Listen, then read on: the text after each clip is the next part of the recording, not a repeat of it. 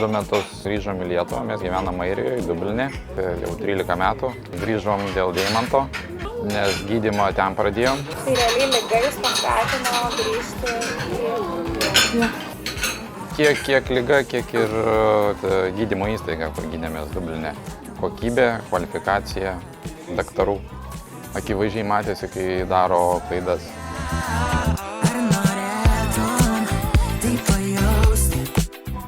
Limfoblastinė leukemija, tai tipo. Čia, kai grįžom į Lietuvą, viskas liktais atrodė gerai. Buvo jau palaikomasis laikotarpis ir sužinojom diagnozę, kad vėl atsinaujino. Sakė, kad nenustebkit, kad reikės kaulų čiulpų transplantaciją daryti. Jau padaryta kaulų čiulpų transplantacija? Taip, tai jau padaryta prieš Kalėdas. Sesė donorė.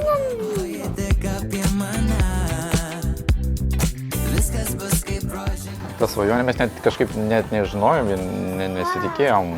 Senai jau žinojom, ko kam reikia. Nes jau tas planšetės, kompiuteriai 3 sugadinti, planšetės, nežinau, 4 gal. Reikia tikėtis, laik tikėtis. Geriausia.